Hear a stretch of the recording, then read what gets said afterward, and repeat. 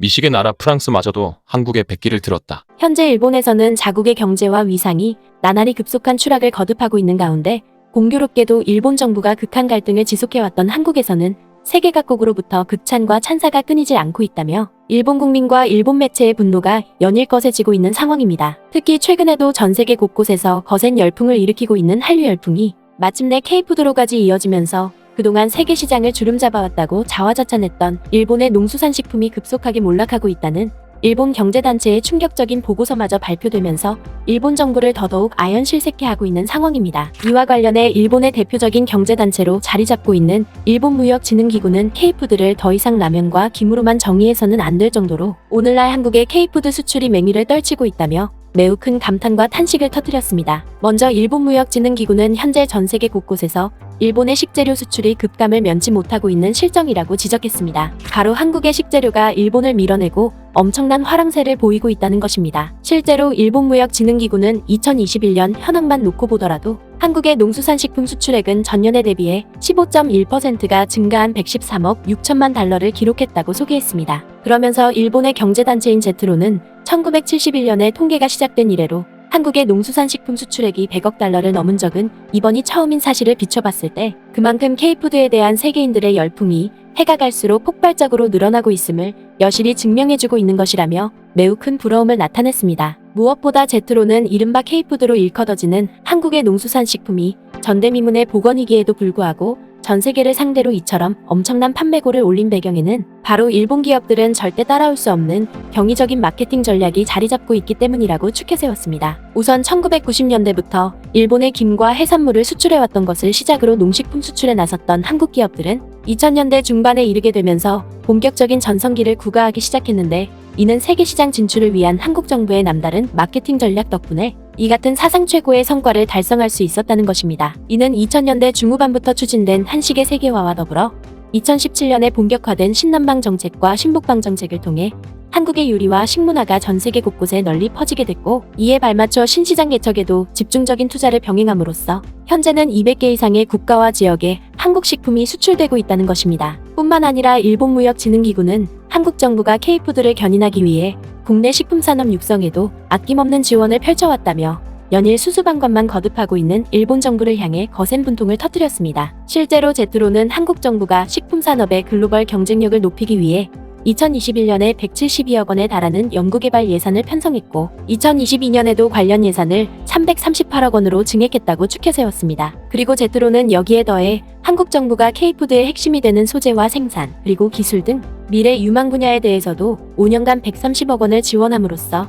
한국의 농수산식품 수출에 더 큰 날개를 달아주고 있다고 소개했습니다. 하지만 일본무역진흥기구는 한국 정부의 지원만으로는 수출 증대의 한계가 따를 수밖에 없는 만큼 한국 기업들 또한 혀를 내두를 정도로 다양한 마케팅 방식을 활용해 세계 시장을 개척해왔다며 매우 큰 감탄을 터뜨렸습니다. 이는 K-팝을 중심으로 한 한류붐을 활용해 수출 다변화 방식을 꾀한 것이 대표적이라고 할 수 있는데 실제로 2000년대까지만 하더라도 전체 수출 비중에서 미중일이 70%를 차지했지만 현재에 이르러서는 한류를 활용한 세계 시장 개척 덕분에 동남아시아는 물론이고 유럽과 중남미 지역에서도 수출 비중이 훨씬 높아졌다는 것입니다. 특히 제트로가 직접 작성한 도표를 자세히 살펴보더라도 이를 여실히 확인할 수 있다는 점입니다. 무엇보다 앞서 제트로가 언급했던 것처럼 한국 정부가 신시장 개척에 남다른 공을 들였던 신남방과 신북방의 2021년 수출 증가폭이 2020년에 비해 각각 17.4%와 31.9%나 폭증했을 뿐만 아니라 중국에서도 30.8%나 급성장하는 기염을 토한 것으로 나타나 있습니다. 그리고 전체 수출 규모에 있어서도 2017년부터 줄곧 급성장을 이어왔던 한국의 농수산식품 수출액이 마침내 2021년에 이르러서는 사상 최초로 100억 달러 이상을 달성했다는 사실도 매우 구체적으로 다루고 있습니다. 뿐만 아니라 일본의 제트로는 이전에 한국에서 수출되던 농수산식품은 김과 라면에만 국한됐다면 현재는 오히려 수출되지 않는 식품을 손꼽아야 할 정도로 한국의 모든 식품이 전 세계에서 날개 돋친 듯 판매되고 있다고 극찬했습니다. 이는 실제로 딸기와 포도와 같은 과일식품은 물론이고 참치와 굴을 비롯한 수산식품 역시도 해가 갈수록 엄청난 판매량을 나타내고 있다는 것입니다. 실제로 제트로는 한국의 전통적인 수출 상품이었던 김 또한 예전에는 일본과 미국에 주로 수출됐지만 오늘날에 이르러서는 포르투갈과 키프로스는 물론이고 심지어 부탄에서도 판매될 만큼 거센 열풍을 일으키고 있다며 매우 큰 부러움을 나타냈습니다. 더군다나 제트로는 일본의 대표적인 주력 수출 품목이었던 참치 또한 이제는 한국에 뒤처지는 상황마저 벌어지고 있다고 한탄했습니다. 이는 전통적으로 참치를 즐겨왔던 일본뿐만 아니라 현재는 프랑스와 이탈리아에서도 참치를 생선회와 스테이크로 즐기게 되면서 고품질을 자랑하는 한국의 양식 참치가 큰 인기를 끌고 있다는 것입니다. 또한 참치통조림 역시도 한류의 인기 열풍 덕분에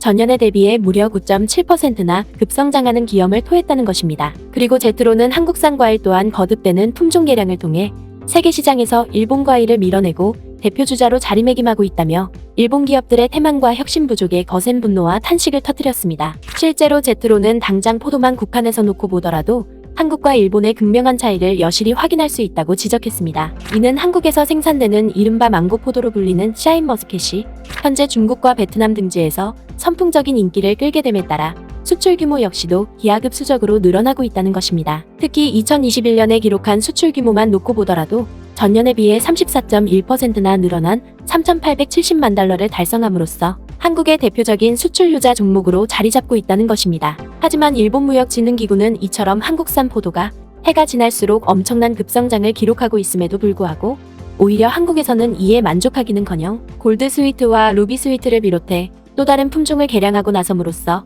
일본의 추월을 절대 허용치 않고 있다고 소개했습니다. 그리고 또 다른 한편에서는 K푸드의 독보적인 위상을 증명하듯이 미식의 나라로 인식되던 프랑스마저도 한국 음식을 주제로 한 대규모 축제를 자국의 수도인 파리 한복판에서 개최한다는 소식이 프랑스 매체를 통해 대대적으로 보도되면서 일본 국민과 일본 정부를 경악해 하고 있는 상황입니다. 이와 관련해 프랑스의 생활문화 매체인 소르티라 파리는 음식이라면 그 누구보다 콧대 높기로 유명한 프랑스가 K푸드 축제를 열기 위해 자국의 자존심이라고 할 수 있는 루브르 박물관마저 내어줬다며 이를 대서특필하고 나섰습니다. 먼저 프랑스 매체인 스르티라 파리는 단도직입적으로 프랑스 정부가 오는 7월 8일부터 9일까지 루브르 박물관에서 K푸드 페스티벌을 개최한다고 보도했습니다. 그러면서 이 매체는 루브르 박물관에서 개최되는 K푸드 페스티벌은 한국의 전통 음식인 비빔밥과 잡채를 비롯해 심지어 닭강정에 이르기까지 한국의 다양한 음식이 선보이게 될 것이라고 보도했습니다. 또한 프랑스 매체는 이번 페스티벌은 단순한 음식 축제에 그치지 않고